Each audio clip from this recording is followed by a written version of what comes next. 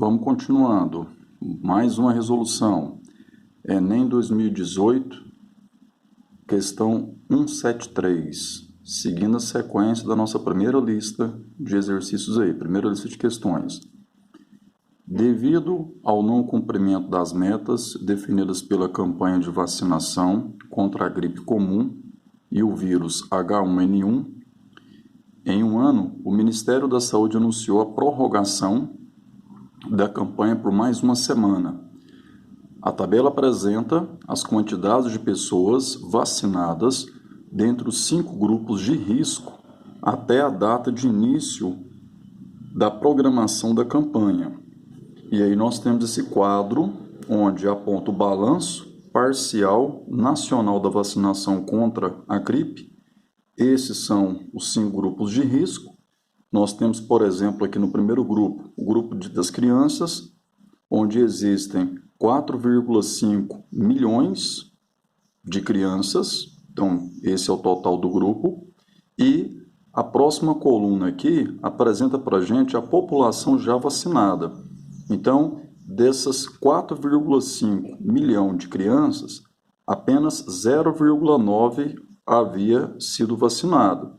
Isso significa dizer 0,9 em relação aos 4,5, isso representa 20%. A mesma coisa acontece nos outros 4 grupos de risco. Então, por exemplo, profissionais da saúde era um grupo de 2 milhões de pessoas e 1 milhão havia sido vacinado, ou seja, 1 para 2, 50%. E assim segue para os 3 grupos, né? Observe o seguinte, ó, a questão pede para a gente calcular, olha a pergunta que é feita, qual é a porcentagem do total de pessoas desses grupos de risco já vacinadas? Então, nosso objetivo é calcular a porcentagem total de pessoas desses grupos de risco já vacinadas. Então, entenda o seguinte, aquele candidato afoito na prova, e às vezes tem aquela dificuldade de interpretação ou naquela ânsia de resolver a questão muito rápido, falou em porcentagem total, ele é levado de repente a pensar em somar esses percentuais dessa terceira coluna. Ora, isso não é verdade. Repare que esses percentuais são os percentuais da parte vacinada em relação àquele todo, mas em cada fatia, ó, em cada grupo de risco. Quando ele fala porcentagem total de pessoas desses grupos de risco já vacinadas, ele quer que você faça o seguinte, ó, qual era o total de pessoas a serem atingidas por essa vacina? Então, o total é essa soma aqui, ó. E qual o total já vacinado? É a soma desses termos dessa coluna. Então, primeiramente, eu preciso saber qual era a meta de vacinação e até aquele momento, qual foi o número de vacinados. Então, se a gente somar aqui, ó, 4,5 mais 2, 6,5, mais 2,5, 9, 9,5, 30. Né? Então, 30 milhões aqui. Esse total, então, 30 milhões.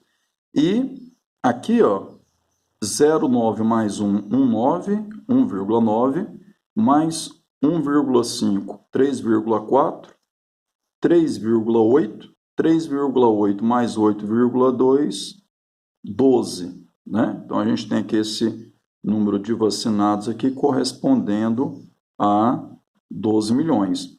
E aí, como que eu calculo o que esse 12 representa em relação aos 30? Porque olha a pergunta, qual é a porcentagem do total de pessoas desses grupos de risco já vacinadas? Ou seja, a pergunta é, quantos por cento de 30 representa esses 12? Né? Poderia estruturar outra vez uma regra de 3, 30 significa o total, portanto 100%, e aí a gente vem e elabora a pergunta. Então 12 corresponde a que percentual? Gente, não vamos perder esse tempo de estruturar essa regra de 3. Olha o que vai acontecer no desfecho desse cálculo. Lembra lá daquela primeira aula sobre porcentagem. 100% significa 1, porque significa 100 dividido por 100, portanto, 1. Se eu adotar que isso aqui é 1, quando eu fizer aqui aquela multiplicação através da proporção, o que nós teremos aqui? Teremos 30 vezes x sendo igual a 12 vezes aquele 1. Ou seja, a gente tem que x é igual a 12 dividido por 30. Chegou no momento crucial da resolução. Não vamos escrever isso aqui mais. Sempre que eu quiser calcular em percentual a participação da parte em relação ao todo, o que eu posso fazer então? Eu posso estruturar uma razão, posso estruturar uma fração, e nessa fração a gente tem aqui o desejado. O que eu quero fazer agora é simplesmente o seguinte, eu quero reescrever isso aqui em forma percentual. O que eu posso fazer para isso? Sempre que for possível a simplificação, a gente pode simplificar. Aqui, propositalmente, eu vou simplificar aqui nesse caso por 3. Se eu simplificar por 3, nós temos 4 para 10. Por que eu falei proposital? Porque como eu quero escrever esse resultado em porcentagem, é interessante que eu tenha uma fração equivalente cujo denominador seja 100. De 10 para ir para 100, eu posso usar a ideia de fração equivalente, que é multiplicar o denominador, mas também multiplicar o numerador por o mesmo multiplicador, por o mesmo número. Então, a escolha do 10 aqui é para alcançar o 100. Então, 10 vezes 10, 100. E 4 vezes 10, 40. Chegando, então, aqui em 40%. Logo, gabarito da questão, então, letra D, 40%. Então, dentro do total da população, apenas 40% haviam sido vacinados até aquele momento, até aquela anotação que foi feita dessa campanha de vacinação naquela ocasião. Tudo bem? Bom, eu não comentei sobre as duas questões anteriores e aproveito aqui o momento para dizer o seguinte: questões que envolvem acréscimos e ou descontos sucessivos, como foram as duas questões anteriores, são questões que eu diria de médio para difícil o nível de dificuldade. Primeiro na interpretação e segundo por conta dos percentuais que são dados. Às vezes são percentuais de um pouco difícil de fazer a conta manualmente e o candidato não tem ali a artimanha, o traquejo para poder ganhar tempo nos cálculos, tá? Já essa questão que a gente acabou de fazer aqui, eu diria ser uma questão fácil, porém com o detalhe de repente ser traído, o candidato ser traído em acreditar que o gabarito se daria por essa soma, né? Aqui, facilmente o candidato perceberia que não, né? Porque, olha lá, se você somar, está dando muito mais que 100%, né?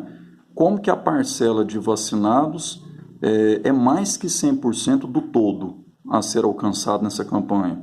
Então, já tem um sentido que já diz que não, né? Que não seria por aí, tá ok? Então, de modo geral, na minha concepção, trata-se aqui de uma questão fácil. Tá? Mais uma, como foi a primeira que eu resolvi com vocês aí, que eu diria que o candidato não pode perder na prova. Tá? É aquela pontuação importantíssima. Até o próximo vídeo. Bora estudar!